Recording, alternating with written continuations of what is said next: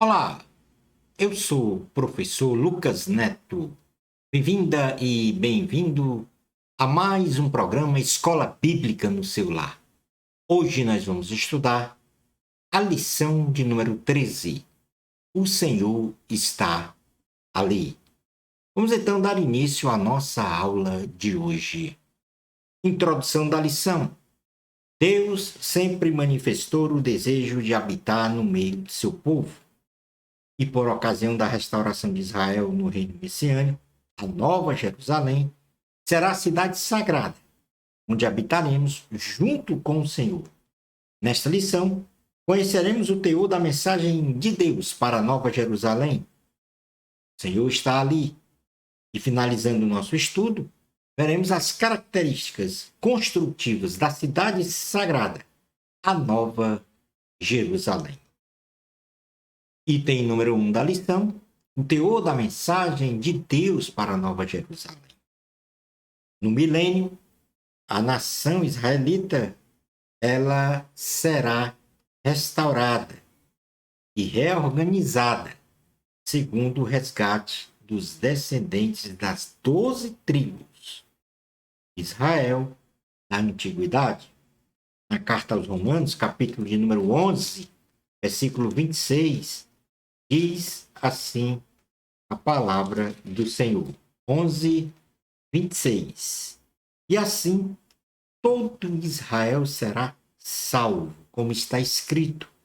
Virá de Sião o libertador, e ele apartará de Jacó as impiedades.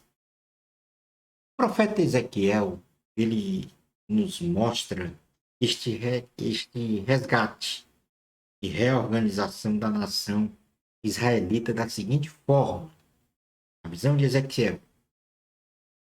O profeta Ezequiel, ele recebe do Senhor a ordenança de repartir as terras restauradas de Israel no período do milênio, ou seja, no reino de 1000 anos de Cristo na terra, segundo os limites de fronteiras para as 7 tribos: Dan, Aser, Naphtali, Manassés, Efraim, Rubem e Judá. Essas tribos ficarão localizadas ao norte da área sagrada, ou seja, no Templo do Milênio e das áreas sagradas. Nós podemos então contemplar aí, na parte direita superior da figura, quadro laranja, as 7 tribos que ficarão na parte norte das terras restauradas. E capítulo 48, do versículos 1 ao 7, nós temos a descrição dessa repartição de terras. Na sequência, então, o Senhor determina os limites geográficos para os sacerdotes e no centro destes limites a localização do templo sagrado, ou seja, o santuário. Na parte norte, os limites geográficos de terras para os levitas. Na parte sul, os limites geográficos de terras para o uso civil da cidade, e todas estas terras estarão dentro dos limites da porção geográfica destinada ao príncipe. Então você pode observar que aí na parte esquerda superior da figura, nós temos exatamente as terras, já na parte central das terras restauradas, as terras destinadas ao príncipe, aos sacerdotes, aos levitas, ao santuário que ficará no centro deste retângulo e a cidade de uso civil. Isso, Ezequiel está registrado, isso daí, essa repartição de terras, localização tanto da cidade como do santuário. Ezequiel capítulo 48, versículos 8 ao 22. Prosseguindo, o Senhor continua a repartição de terras. Agora na parte sul, para as 5 tribos, que tem as 7 do norte, mais 5 do sul, 12. E essas 5 tribos são Benjamim, Simeão, Isacar, Zebulon e Gade, sendo estas terras de herança a Israel.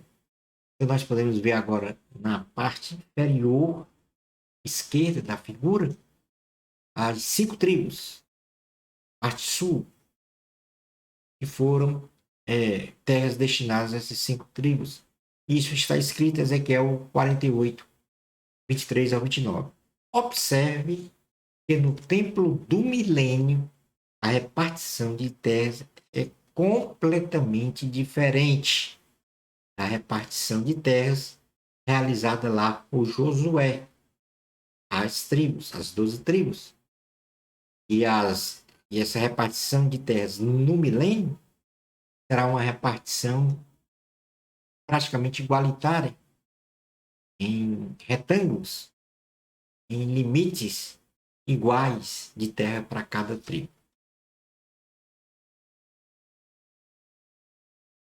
Finalizando, então, esta orientação dada ao profeta Ezequiel, o Senhor faz uma alusão às 12 portas da cidade, com os nomes das 12 tribos de Israel. Estabelece, então, as suas dimensões e dá à cidade um novo nome, chamada O Senhor Está Ali, denominada no livro de Apocalipse como a Nova Jerusalém. Agora sim, no texto base da lição, Ezequiel 48, versículos 30 ao 35, vamos fazer uma leitura aqui linear, rápida, essa parte em que ele faz uma alusão direta ao templo. Diz assim a palavra do Senhor, Ezequiel 48, versículos 30 ao 35. São estas as saídas da cidade do lado norte, que mede 4.500 côvados. 3 portas, a porta de Rubem, a de Judá e a de Levi, tomando as portas da cidade os nomes das tribos de Israel. Do lado oriental, 4.500 côvados e 3 portas, a saber, a porta de José, a de Benjamim e a de Dan. Do lado sul, 4.500 côvados e 3 portas, a porta de Simeão, de Isacar e a de Zebulon. Do lado ocidental, 4.500 côvados e as suas 3 portas, a porta de Gade, a porta de Aser, de Naphtali, 18.000 côvados em redor. E o nome da cidade, desde aquele dia, será O Senhor Está Ali. Portanto, há aqui uma alusão direta à Nova Jerusalém, a cidade sagrada que todos nós vamos morar. Portanto, a partir desse momento, nós vamos então estudar as características construtivas dessa Nova Jerusalém apresentada no livro do Apocalipse. Então, numa pequena recapitulação, nós temos aí que o capítulo 48 de Ezequiel faz exatamente toda essa narrativa da repartição de terras para as 7 tribos no norte, o estabelecimento de uma porção de terras para o príncipe, para o sacerdote, para os levitas, para o próprio santuário que fica no centro de Israel e na cidade civil, de uso civil. Depois tem as terras estabelecidas para as 5 tribos no norte, no lado sul do território, e, por fim, a Nova Jerusalém, que vai descer do céu, e a partir dali, Jesus vai governar a terra por 1000 anos. Vamos então ao ponto 2 da lição, as características construtivas da Nova Jerusalém. E aqui eu vou fazer uma menção direta e ler algumas passagens, não todas, que, vamos dizer assim, contemplam essas características, ou confirmam essas características. O apóstolo João, ele contempla uma visão deslumbrante de uma grande cidade descendo do céu. Uma santa cidade celestial, que tem a glória de Deus preciosíssima e magnífica, chamada Nova Jerusalém, sendo esta então uma cidade real, uma cidade visível, uma cidade palpável, de uma formosura inigualável, cujo artífice e construtor é o próprio Deus. Então, Apocalipse, capítulo 21, do versículos 2 ao 11, ele vai exatamente fazer essa narrativa dessa. Em Hebreus, capítulo 11, versículos 8 ao 10, ele também menciona sobre a existência desta nova Jerusalém.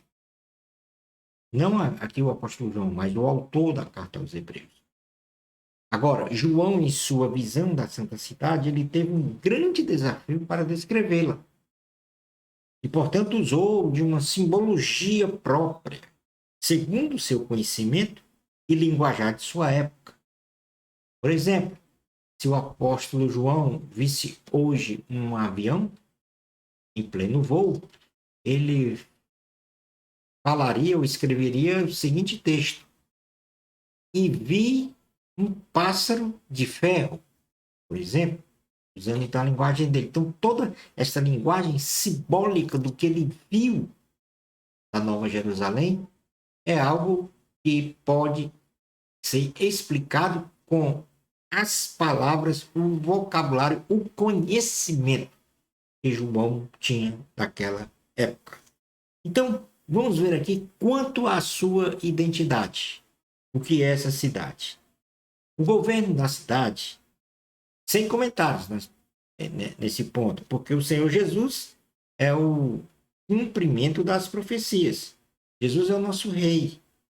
E, portanto, é ele que vai governar.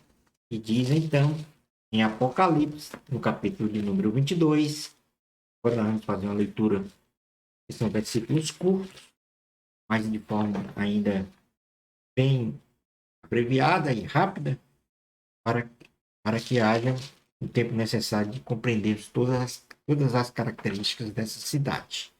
Então, Apocalipse 22, 3 ao 4 diz assim: Nunca mais haverá qualquer maldição. Nela estará o trono de Deus e do Cordeiro. Os seus servos o servirão.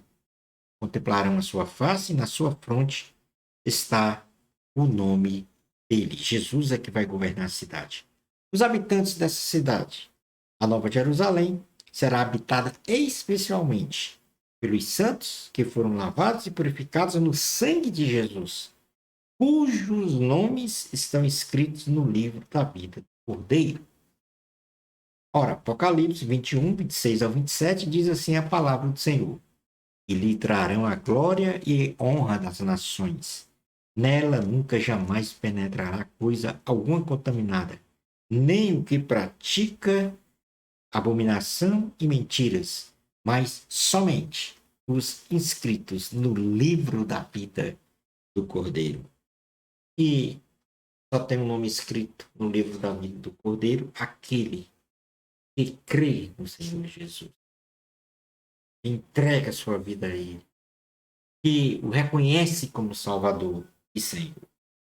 Bom, quanto ao aspecto construtivo da cidade, ela em suas dimensões, conforme as nossas unidades de medidas atuais, comparadas às unidades utilizadas na época do apóstolo João, a cidade santa possui aproximadamente 2.200 quilômetros de medidas iguais para o comprimento, a altura e a largura, se configurando então ela num formato quadrangular.